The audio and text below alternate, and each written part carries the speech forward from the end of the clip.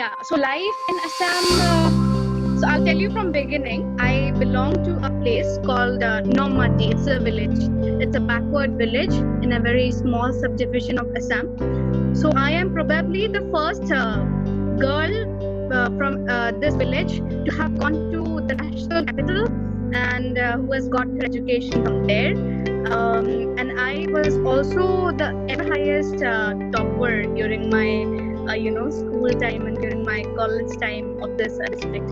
So back then I used to participate in a lot of competitions and those were organized by the school. I did my schooling from Delhi Public School, ONGC Nazira.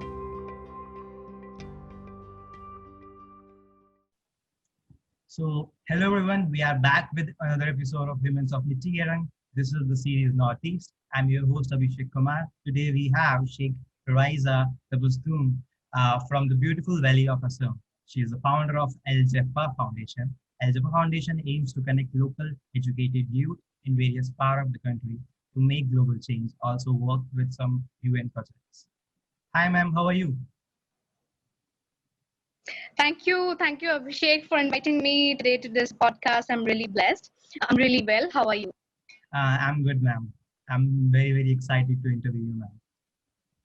Yeah, same, yeah. Ma'am, I would like to express my gratitude on behalf of whole team of Mitti Ke Rang. We are so glad to have you here.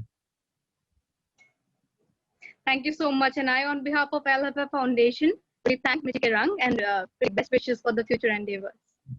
Thank you, ma'am. Thanks a lot. That means a lot to us. Ma'am, tell us something about your life in Assam and about your family. Yeah, so life in Assam. So I'll tell you from beginning. I belong to a place called Nomati. It's a village. It's a backward village in a very small subdivision of Assam. So I am probably the first girl from this village to have gone to the national capital and who has got her education from there. And I was also the ever highest topper during my school time and during my college time of this district. So back then I used to participate in a lot of competitions and those were organized by the school. I did my schooling from Delhi Public School, ONGC Nazira. But then I always realized that there are so many opportunities which we are lacking in such kinds of places in the Northeast, be it maybe volunteering in different student organizations or maybe participating in grand seminars of different topics and aspects. So yeah, so life in Assam has been very simple and it's of course full of nature, as all might be aware of, in the lush green valleys, as you already mentioned in the introduction. It's been good. So whatever opportunities that I got in Assam were really good, and only because of those that today I'm doing whatever that I'm doing right now in maybe Delhi or in the all 10 states of India where we are working right now. So yeah, and about my family, we are two sisters. I have a younger sister, my parents and my grandparents. And through this platform today, I really would like to share that I'm so blessed that I belong to the northeastern part of this country where there is no discrimination on the basis of gender or on the basis of, caste, creed, anything. We belong to such a society where all the parents are so welcoming to the girl child. And मैं तुमको बताती हूँ, यहाँ पे जब बेटियां पैदा होती है ना, तब जश्न मनता है कि हमारे घर पे लक्ष्मी आई है. So यहाँ पे this thing is so unique from all the other parts of India. To inform you that Assam is such a state which is dowry free. Dowry less zone hai. There is no dowry which is being given by the bride's family to the groom's family. So yeah, I'm very blessed to be belonging to this part of India. Wow, man, that is so amazing. I mean, how your life changed after shifting to them, just because you told that there's no discrimination in Assam, and but you will see a lot of discrimination amongst the student as well, and in Delhi. So, how your life changed when you shifted to Delhi? Yeah, I'll definitely answer to that. But before that, I'm not able to hear you properly. So can you maybe be a bit louder? Am I audible now? Yeah, yeah, perfect. Yeah. So you asked me the how my life changed after coming to Delhi, or can you please Yeah, repeat that? yeah. I Yeah. actually asked how your life changed after coming to Delhi because you were, as you told that Assam is very friendly for girls and they welcome girl child, but and also free from discrimination and race whole time. So, but in Delhi you will see a lot of discrimination among student as well. And so, how your life changed after that, and how you uh, manage things. Uh, Abhishek, when I came to Delhi, this is not only in the case of Delhi, but this is in the case of most of the metropolitan cities, which are not in the northeastern parts of India. Whenever a student from the northeast, be it a girl or be it a boy, goes outside of the northeast, as you might have seen in the Netflix that exclusive Akhone, that movie, that how racially they are being discriminated. Whenever you find someone, you see a face which is maybe not like the North Indian faces or the South Indian faces. They have a little stretched eyes or little smaller eyes. So people generally make a perception that okay, so they are from the northeast. Okay, so ये लोग ऐसे ही कपड़े पहनते हैं. They start judging you on the basis of the clothes you wear. They start judging you on the basis of the food habit of yours, and they also start commenting and stereotyping and discriminating on the basis of your language, or maybe because you have a different accent while you speak Hindi, or maybe a different accent in English. Yes.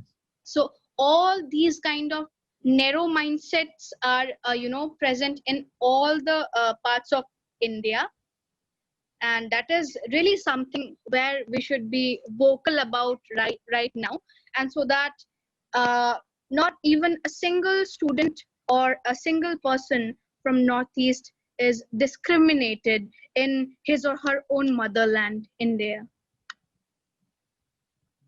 So And I that is also want to add one thing. yeah. Abhishek, I was in Akhil Bharatiya Vidyarthi Parishad. I was the first state general secretary of the Northeast cell. So while working there, of course, no more associated with it. But while working there, we have solved a lot of issues of racial discrimination. And so it is, but also I would like to mention one thing, कि सब लोग ऐसे नहीं होते. It is not good to generalize things. There were also friends of us, there are also friends and neighbors where we study there, who are very supportive. वो लोग आते हैं हमारे साथ, they hang out, they try to learn about our cultures and our beliefs and our practices. So there is a very healthy inter exchange of cultural and those regional knowledge. So that is also very much appreciable. I also remember instance from my childhood actually. So we got a new student in our class, and I guess she is from also from Assam. So she have that same thing that you said, that long eyes and different accent. So we all class used to bully her and call her Chinese and momos and most Yeah. of the thing. And she actually that was Yeah. her first to second day at the school, and she informed to the ma'am. Then ma'am taught us a big lesson on this thing. So after that, I also think that definitely I hadn't done any discrimination on this basis actually. So I do really want to apologize to that girl if she remembers me. And after that, I hadn't done. I don't know about another classmate, but I hadn't done. And I also remember the face Yeah. of that girl. Yeah. Yeah, these things happen when there is a lack of sensitivity, and Yeah. so these issues can be really tackled when there is a bit of awareness on these, कि हम कोई अलग नहीं है. This is very much natural to be looking different, wearing different, speaking different, eating different. So just a little bit of awareness and a little bit of love and affection can change this entire scenario. And also for all those students and for all those people who have been facing these kinds of discriminations, should not be keeping silent. They should break the silence and they should be vocal about it. Because the government is taking enough of initiatives to help you out in these kind of situations. For example, in Delhi police, there is a special police unit for Northeast region. It is known as SPUNER. So they also have Delhi police Northeast representatives. They can be anyone. Even I applied for it, and because of this pandemic, it's waiting. I'm very much hopeful that when this gets over, maybe we will be given a training on how to tackle these issues, special issues from the Northeast, and how to create awareness in different colleges and institutions of Delhi, and how to render a helping hand to all those people facing such kind of problems. So there are enough of governmental mechanisms. It is just that अपराध करना नहीं है और अपराध को देखते हुए चुप रहना नहीं. Yeah, that is really inspiring, ma'am. So, Yeah. Ma'am, what is this Jeffra Foundation and how it is making big impact in society? See, Al Jaffa Foundation is my organization. I'm the founder of it. This organization, I'll tell you from the scratch how it began. So initially, I was working for different other organizations when I went from Assam to Delhi. From the very first year of college itself, मैंने अलग NGOs, अलग-अलग organizations के साथ काम करना शुरू किया. But one thing I noticed is that this is my experience from the previous NGO where I worked. I would not name it, but then there is a load of social media advocacy which is going on. I mean, loads and loads of social media advocacy, but when it comes to real groundwork, it is lacking there. So we must keep in mind that to achieve something, just for example, the Sustainable Development Goals, the United Nations have given the target of the year 2030. That by 2030, we must achieve them in any cost. So to achieve them, only social media awareness or conducting webinars won't help. You need to go to the grounds. You need to inspire people. You need to actually do something. You need to utilize the funds. Only showing paper bills during the time of income tax audit won't help. I'm very blunt and straight. So, जो funds आ रहे हैं वो कहाँ पे utilize हो रहे हैं? Real beneficiaries तक पहुँच रहे हैं भी कि नहीं? And also distributing, dry ration and all these things. This is one aspect of an NGO. This is one aspect, and which is very much appreciable. But the second aspect is that how are you inspiring the lives of others? How are you carrying out projects involving the other people in different parts of the country, not only in the metropolitan cities? Go to the villages, all those local NGOs which are working there, which need a little bit of guidance from you because you have such kind of knowledge and links with the international organizations. How are you motivating them? So all these things were lacking in such kind of organizations, which are really doing very well in terms of social media with a large number of followers on maybe Facebook or Instagram. So these were things which were morally not correct. So I believe that let's empower youth across the country. When I tell you youth, I denote both privileged and underprivileged youth by this. Let us give opportunities to the privileged youth, the school-going, high school-going children, maybe the college-going students, and the university research scholars. Let us give them opportunities, and while they are gaining first-hand experience, let them also empower the underprivileged ones.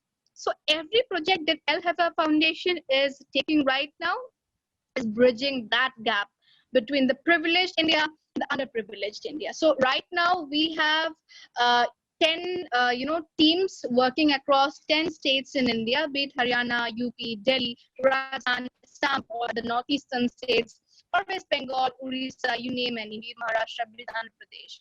So we started amidst this lockdown. So we started in the month of May, 27th May, until now We have expanded in these many states, and our projects are functional. We are working in different fields. We are not sticking to one field. We are working on education. We have our Sabitri Bai Phule education program that is functional in Haryana right now. We have Kanaklata Barua awareness program. We have Dr. Bhupen Hazarika arts training program, Danveer Kan charity program. We have Sushruta healthcare program, and the present, the most um, recent program that we are going to launch is the project Meal Bank in Mumbai and uh, Guwahati of Assam. And we are also planning to cultivate kitchen gardens in different Anganwadis and primary schools of the governments in different states, so as to work towards food security and to give the kids a sustainable and healthy lifestyle, maybe to inculcate the habit of sustainable consumption and production. So these are various programs that LFI is taking right now. I just shared in a brief. Wow, ma'am, that is really so much inspiring. I'm also glad to be the part of this Mitti Ke Rang because we are also following this track right now. We have the founder of Mitti Ke Rang is Amit sir, and he actually always used to share all these stories and how we are contributing people, and that is actually very motivating because I had seen a lot of social ventures and NGOs which have been just they are doing work and the students who are doing internship, they actually neglect their part and they are not sharing how they are contributing and they are just doing things, but they are not sharing. But actually sharing those things actually motivate me. My tenure for internship was 2 months, but I actually extended to 4 months because that was something very inspiring to me and that was something really fun to me. So this is really make a big difference in this whole scenario.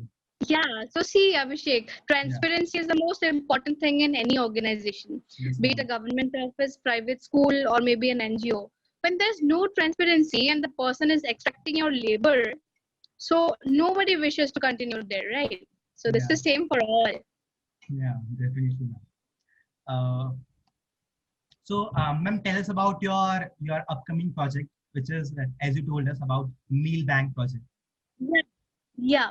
So, as you know, that during this pandemic itself, we saw that how different migrant, workers were affected. They were walking from Delhi to maybe their home states, or see the different people who were affected by floods during this pandemic in Bihar and Assam and all those flood-hit states. Maybe the artificial floods which were going on, the flash floods in Mumbai and Delhi as well. If you see the campus of the Delhi University, Yeah. you see that it was flooded this time. So during these times, we see a lot of NGOs coming and distributing, a lot of student organizations coming and distributing cooked meal, and that is really appreciable. But what after this, when these kind of situations end, will we forget our responsibility of food security? Will we start neglecting the issues which are still going on? Keeping that in line, we have taken an initiative of starting a meal bank which is sustainable. We will be choosing target areas where the food will be going, be it an orphanage, be it an old age home, or be it an underprivileged area where there is a scarcity of healthy and hygienic food for the children. So in the meal bank, the starting venture project will be in Mumbai and Guwahati. We are targeting societies or the housing complexes, and all the families are contributing voluntarily, maybe 3 extra rotis a day, maybe 250 grams of extra rice a day, and like that. See, just for example, in a complex, if 10 people also contribute three rotis, it would be 30 rotis and so many kgs of rice. So that will feed so many hungry people. It's not just for one day. We have routines, we have selected colonies, we have different time schedules on which day which part is going to contribute. We have our distributing partners. We have collaborated with several NGOs, and we are also welcoming many organizations to collaborate with us in this venture. So this is going on. It has already started in Maharashtra and Assam. And the second project which I was speaking about is Project Kitchen Garden. See, Project Kitchen Garden is not something, it's not a new concept. It's a very, very old concept. When you go back to the times of our grandmothers and grandfathers, you see that every Indian household had a terrace garden of its own, or maybe an angan of its own with fresh grown leafy vegetables and flowers, maybe fruits. So this slowly declined. This habit was lost somewhere. So we are trying to revive that culture and also adding a scientific element to it. We are also doing composting of the bio waste that is generated. You know what we are doing? We are planning to cultivate kitchen gardens in different anganwadis, maybe orphanages. The produce of that kitchen garden will be used in the midday meal or the meals of that day, and the bio waste which is generated will be again composted. Its manure will be used in the same kitchen garden, and so this cycle continues. So why are we implementing this? The first reason being to increase the nutritional elements, the nutritional balances of the children and the underprivileged. The second is that we are trying to cultivate a habit of sustainable consumption and production, which is again goal of the United Nations SDGs. And the third reason is to meet food security crisis. So the three very basic things, and I think it's a very unique initiative. So Yes, yeah. ma'am. It's definitely a very unique initiative. I'm actually waiting for you to start this initiative because we already have that cart, Pehli Roti Gai Ki, which we used to donate, and also I would also like to donate in your meal project as well, because we already are donating for the project, and which is Pehli Roti Gai Ki, and it will That is so definitely make sweet a of big you. sense. We can maybe Yeah. collaborate and work together.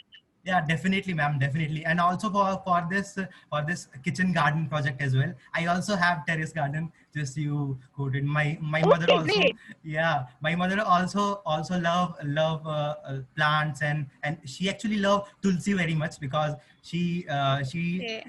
she daily come to my room, because my room is totally connected to the terrace, and she wakes me up at 6 and come to my room and plug the leaf of tulsi and prepare chai for her actually. So my mother will be really very proud about this project, definitely. You're so lucky that you're. Ma'am, your audio is not, ma'am, you are muted. Yeah. Yes, ma'am, you were saying. Yeah. So I was saying that you are lucky that your mom wakes you up at 6 in the morning. I don't know the day when next I'll be waking up at that time. Maybe that was the last when I was in school when I woke up at 6. नहीं ma'am, mummy आती है, मैं उठ जाता हूँ, लेकिन उसके बाद मैं दोबारा सो जाता हूँ। जब तक ऑनलाइन क्लास Okay. स्टार्ट नहीं होती। Yeah, online, I know that what is the reality of the online class right now. We all Yeah. switch on the online classes and scroll Instagram and Facebook. Yes, ma'am, this is really the reality of online class, Yeah, because ma'am, I can only yeah. focus on 2-3 hours on online, and after that it will also start hurting eyes, and as well, and it becomes boring when it is the physical class you are attending, and it's kind of environment you have during the physical class. So that is interesting, and always a teacher is standing in front of you, so you definitely gonna make interest during the class. But online class is something where we get the leverage and all these things. Yeah, exactly. See, when it comes to online classes, there are a lot of things which matter. For example, the place where I, stay right now in the village, the network connection is so poor that when there is luck, only then I can maybe have an uninterrupted session. Otherwise, there'll be so much of disturbance because of this network. The second thing is that there's back-to-back class. If I give you our example, we have online classes from 8:40 in the morning till maybe 3:40. Then we have coaching. Then we have extra class. So it extends to almost 4 o'clock or 5 o'clock sometimes. But when it comes to the data pack is like only 2 GB for some people, 1.5 GB for some people, and even 1 GB for some people. So these are the things which have to be kept in mind. Again, you said about the difference that the environment plays. Uh, Here I am in my home. I have my family. I have my grandparents.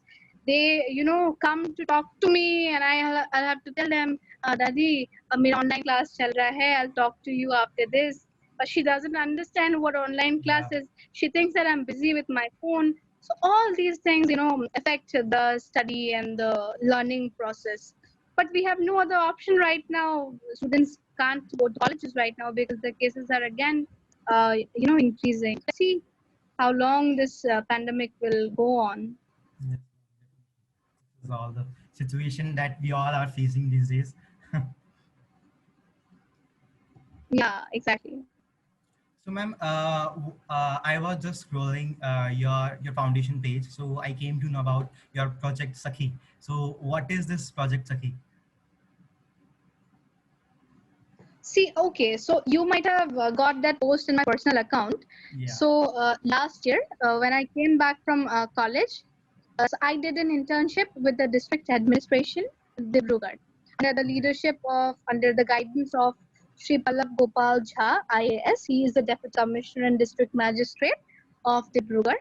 So while working there, I worked in a lot of fields, maybe social welfare, education, or maybe public health, engineering, and other departments. So when I successfully completed my internship, um, my name was, recommended for a UNICEF Assam's a fellowship.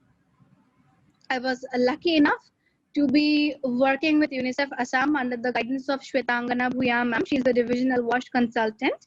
And I had the opportunity of working in two districts. That is the district of Dibrugarh and Shivsagar, which is my home district. During the project Sakhi, it actually falls under the menstrual hygiene management project that UNICEF Assam was taking in different districts.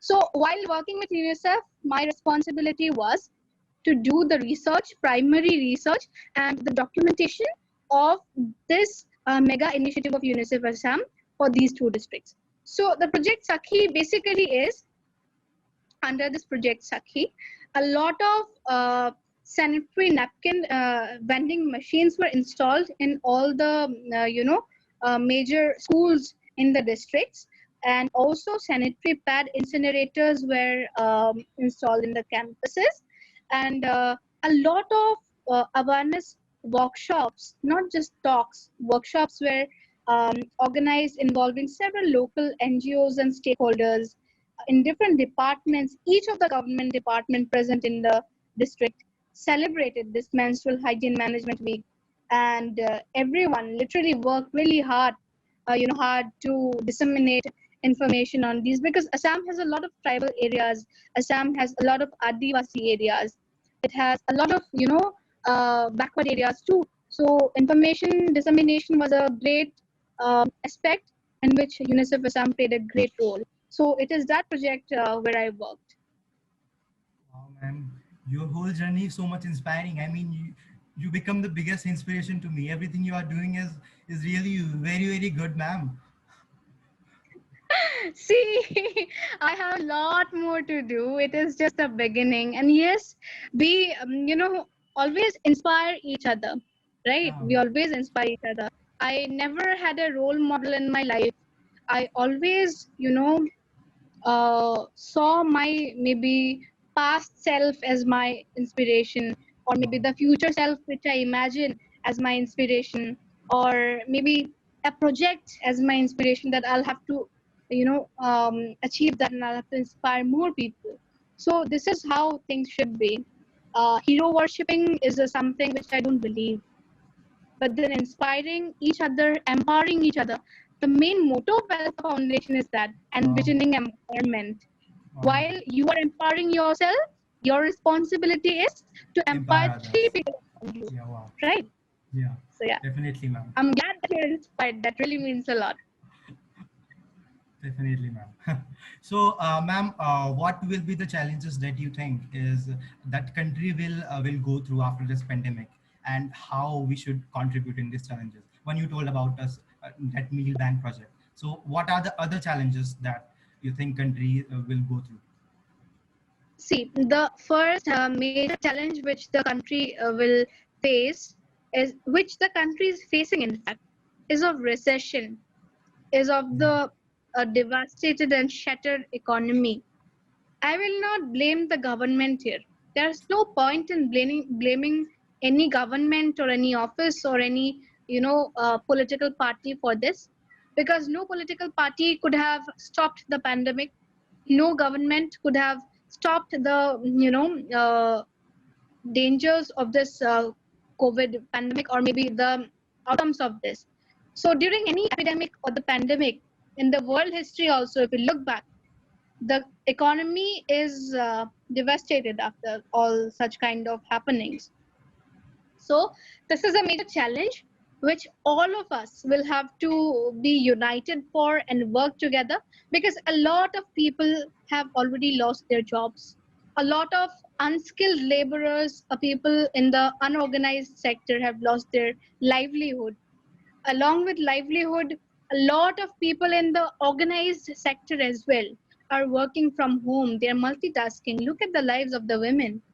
They have to wake up early in the morning, they'll have to cook, they'll have to take care of the children which are not going to school. They'll have to do almost everything. And so all these things also hamper the mental state of the employees. So the challenge in the economic field, you know, for that I'm very thankful that we have adopted the Atmanirbhar Bharat and the vocal for local initiatives. So what we can do is, we definitely stand a chance of reviving our economy by promoting the things, the promoting our local, by promoting our local craftsmen, local industrialists, our own maybe farmers and the agri entrepreneurs. See, this is what Mahatma Gandhi did. If yeah, we revisit our father of the nation, Mahatma Gandhi, in the context of COVID-19, self-reliance is the best thing which can help our country right now to boost our economy, to be job providers, to start with whatever scratch we are left with. And I'm definitely sure we'll revive our economy if we promote our own things. And the second challenge which the country was facing during this pandemic, during this lockdown, was domestic violence of the women, harassment of the women during this lockdown.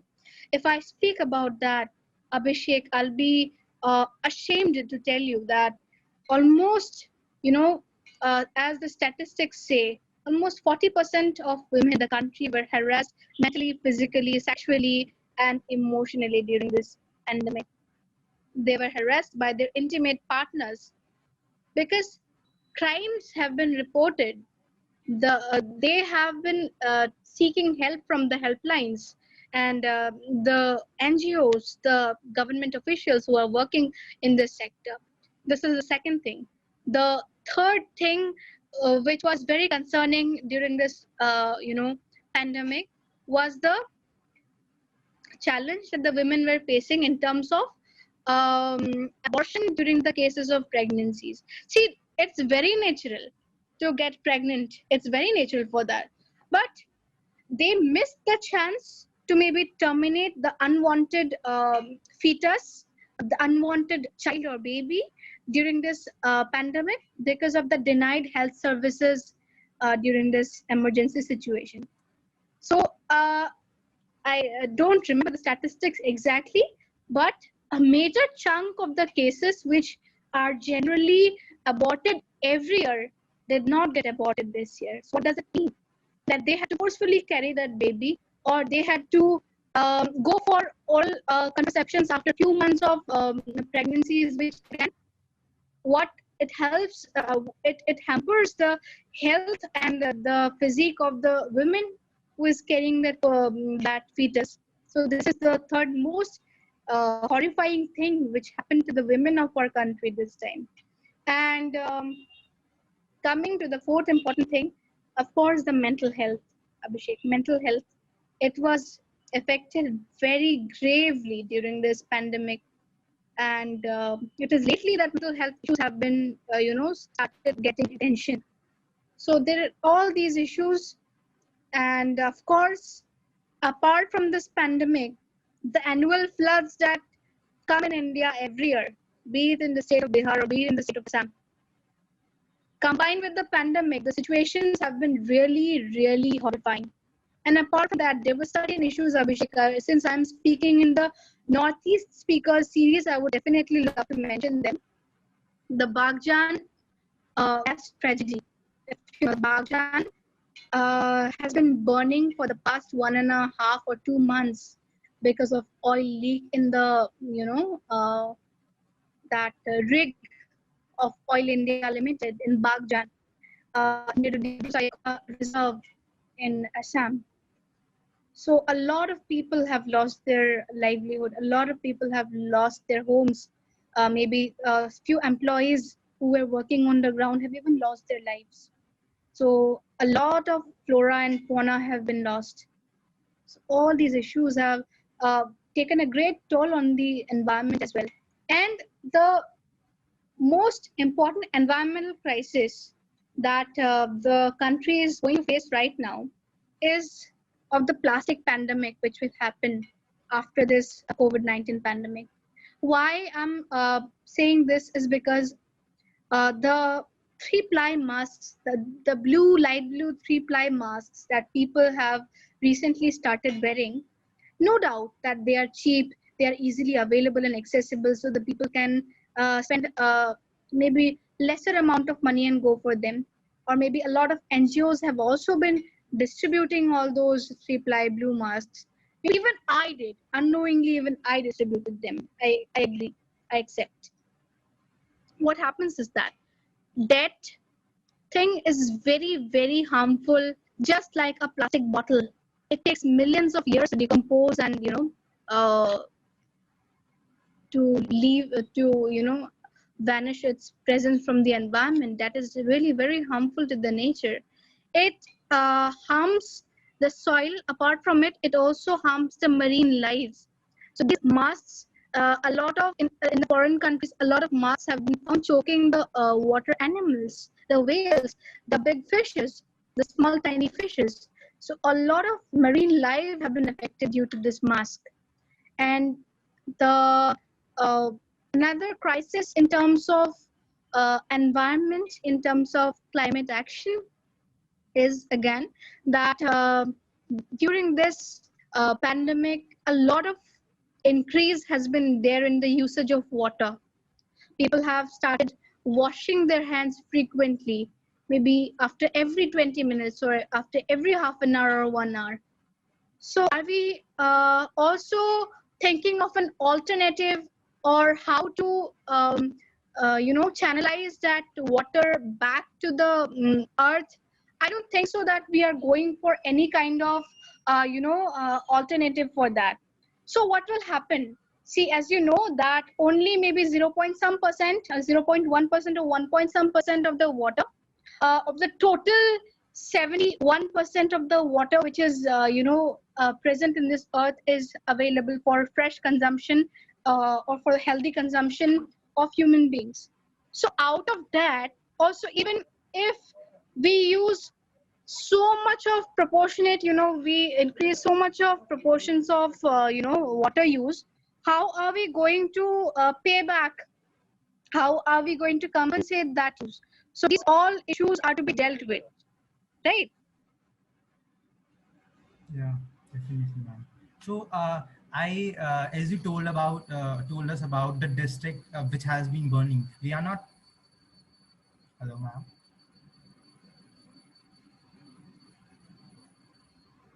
Yeah, Abhishek, I can hear Yeah, you. as you told us about the district which has been burning since you said since months. So we are not even getting that information through television or any media about that. I wasn't even aware about this.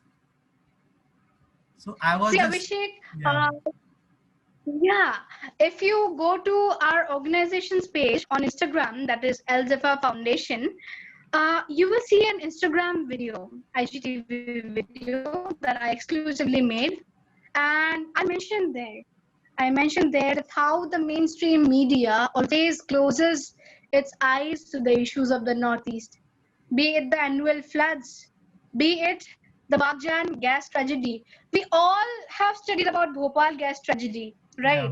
In the NCERT textbooks, or maybe in the general knowledge or in the current affairs, anywhere. So, but you see that after some years also, we will not find any mention about this incident in any of the textbooks or any of the current affairs or anything. Because mainstream media has always been taking a stepmotherly attitude towards Northeast. This is a blunt and true thing. Maybe once or twice they will publish it in any of the online portals, or maybe it will get a small coverage of 1 minute out of the entire episode. But then again, these issues are not widely discussed. People have a lot of time. People have a lot of enthusiasm to discuss about some cricketers or some superstars while getting pregnant, and what color of dress some superstar is wearing, or where they are planning to go for the next vacation. So people should really change the way they report. The media, which acts as the fourth pillar of the democracy, should really start changing its perspective towards this part of the country. Yeah. as you told us about the media, so I just wanted to know that how northeastern region is coping with COVID, and what type of help is government is providing to them, because in the capital state of Delhi we are having all the help provided by the government, and we are the first one who will get help, because obviously we will I live in capital state. But how the northeastern region of India is getting the help, and how they are coping up with COVID. To your surprise, Abhishek, I'm really happy to share this that Assam has better health services than Delhi. Oh wow! I'm so happy. I'm so happy to share this. So I have people who have got positive in Delhi, and they have been sharing how difficult it is to get a bed Yeah, in the government hospitals, or even if they got a bed in LNJP, for example, yeah, how barbaric the situation has been. Uh, in terms of the meals provided, in terms of the facilities provided, in terms of the frequency of COVID tests, or maybe in the private hospitals, the business which is being carried out during this time of crisis, in terms of the prices or the fees of the beds. But when you come to Assam, when you look at the situation of Assam, the health department under the able leadership of Dr. Himanta Biswa Sharma, who is the health minister of Assam, he has been leading this entire crisis very boldly. And death rate is very less in Assam. The rate of tests is very high. The bureaucracy, the deputy commissioners, the different government officials are working so hard, and there is a rapid test center, or maybe COVID normal swab collection center in every corner of the town and in every corner of the subdivision. And according to the convenience, people are going. There's proper system which is going on, proper discipline, food that is provided. There will be some cases because corruption is deep rooted in our country. So even if we try die hard, there will be some instances where you find that the lower officials or the middle officials are, not providing the services which are to be provided, and they are not providing that quality food, or they are the sweepers are not sweeping the washrooms of certain hospitals. But apart from that, a new total super specialty COVID hospital has been inaugurated in the new building that is built in the Guwahati Medical College of Assam, and till now the services have been really well. I'm so happy to know about this. Really, I'm I'm so much satisfied Yeah. after this. Yeah, exactly. Because see, my own uncle, my cousins, my aunts, they all tested positive. But due to the very good services in Assam, that they are all well right now. Wow, ma'am, it is great. Yeah.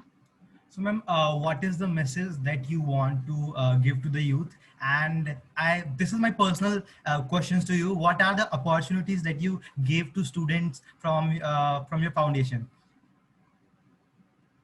Okay, great. So my only message to the youth is that work hard, work hard, harder, and maybe hardest, because there's no substitute to hard work. When I went to Delhi, my CV had nothing except my marks. My CV had nothing except my class 10th result and 12th result. It was a half-page CV. But today, when you look at my profile on my CV, it is maybe 4 pages longer.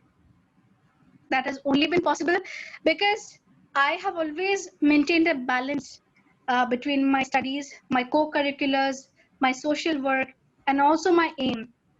The primary aim of my life, that is of course civil services. I know how to segregate my energies and time. When people see me working, they sometimes wonder that how this lady manages her time. Hi, it's true that I have a very scarcity of time. I don't have much time for myself or maybe for my social life, but I really work hard maybe for my organization, for my goal, for my studies, and I am addicted to success. I'm addicted to success and providing good results. So I make sure that my energies are of that level, which will derive a good result in terms of products. So hard work, smart work, and a balance in work. These three things Definitely. are very much important because, see, there are issues such as nepotism, or maybe somebody has come. I'm so sorry. There are such issues present in every field, be it film industry, be it politics, be it educational institutions, corruption, nepotism. All these things will be there. But to all those children who don't have anyone guiding them, who do not have any back support, just like I did not have, you need not worry. The God is watching, and your hard work will pull you to that position. Yeah, and coming to the kind of opportunities that Alpha Foundation has provided till now.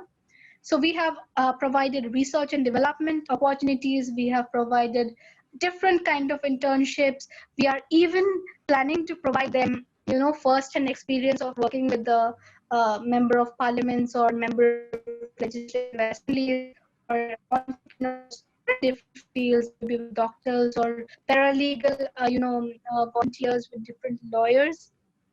So we have got opportunities for all kind of students or maybe working professionals. So we have also doctors and lawyers and high court lawyers in our team. So we have different kind of opportunities from every field. We guide them, we mentor them, we provide them first an experience at work. So I think that is more important because first hand experience at work is what you know teaches you how to carry something out in your life. Wow, definitely. As you talk about CV, my CV still comes on 2 pages, but I still improve that thing, and I will definitely improve after this. You are the biggest inspiration, Yeah, really. definitely, definitely. Yeah. So Thank you so let's just much. move to the fun round of this interview, which is the rapid fire round. So Okay. I will be asking you some Okay. questions, and you will Yeah. have to answer it. Okay. So which place Okay. is your first place that you want to visit after this COVID? Delhi, of course. Delhi, yaar. Oh, Somebody okay. to Delhi to me. Oh. Oh, okay. Wow. Yeah. Who is your favorite actor? My favorite actor. Well, my favorite actor. I don't have one. Uh, Not from Hollywood as well. No, well, let me tell you, my favorite actor would be Aditya Roy Kapoor. Oh, okay. Nice. And Yeah, in your childhood, you must watch cartoons. So, who is your favorite cartoon character? Oswald. Oswald. We had Oh, a well, blue wow. color, kind of an Yeah, Oswald yeah, with yeah. Daisy. I Yeah, remember him. So, as we talk yeah. about childhood, share your best childhood memory. The best childhood memory was that uh, I, used to steal one rupee from my dad's, saving. See, there's a tradition in my family that we, keep one or two rupees separately every day, and we use it whenever we feel necessary. Maybe we donate it someday. So when I took admission in Delhi Public School, ONGC Nazira, I was very young, of course. So I was going to steal 1-2 rupees from that bowl to maybe buy something from the new canteen that I've seen in the school. And Wow. my mom got me red-handed. So that Oh, that was really a funny memory. wow, man. Wow. Yeah. So, what will be your three wishes from Genie? Three wishes from my genie. Please, uh, you know, please end this pandemic and cure all the people who are suffering right now. And the second wish is, please take me to Delhi. I am really missing the university and all my friends. And third wish from the genie is that after going to Delhi, I want to go to Sarojini and that all the shopkeepers give me free clothes from all the stalls. So these are three wishes any of the students from Delhi University will have right now. Wow.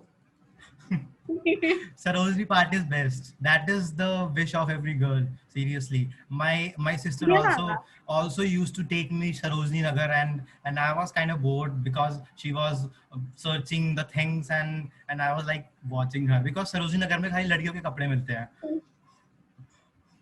हाँ यार वो तो है सरोजिनी नगर में लड़कियों के लिए ज्यादा है मतलब Yeah. लड़कों के लिए कुछ इतना वैरायटी नहीं है वो नहीं हाँ वैरायटी नहीं वो so लेके I ही नहीं just जाती थी मेरे को लड़कों वालों पे.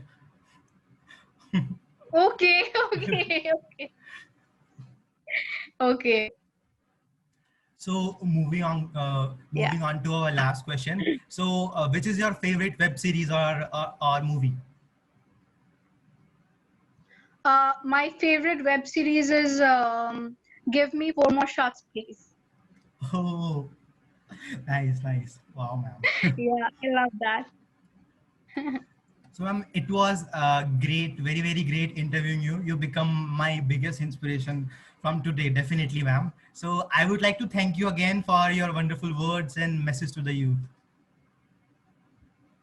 Thank you so much, Abhishek. I really had fun during this interview, and the best part was, of course, the rapid fire round. Oh my god, I felt like I was in coffee with Karan. Oh, wow. Thank you, ma'am. Thanks a lot. So let me ask you one question. So Okay. imagine that it's like coffee with Karan. So what would be the name of your show, your talk show? What with Abhishek, Abhishek? Abhishek Kumar show. No, not like Kapil Sharma show. What Okay. juice or what beverage with Abhishek? Okay. Uh, maybe maybe I have milk in front of me, which I was drinking before interview. So milkshake with No, it Abhishek. should be like Milkshake with coffee. Abhishek. Okay, It wow. also matched to my name Abhishek and milkshake. Yeah, great. That is matching. Like it. Yeah. Thank you so much. Thank you, ma'am. Thank you so much. So, audience, this is all for today. We had great fun with ma'am. So, we will be back with another story, another person so soon. So, for now, be safe, stay tuned. Goodbye. Goodbye, ma'am. Goodbye.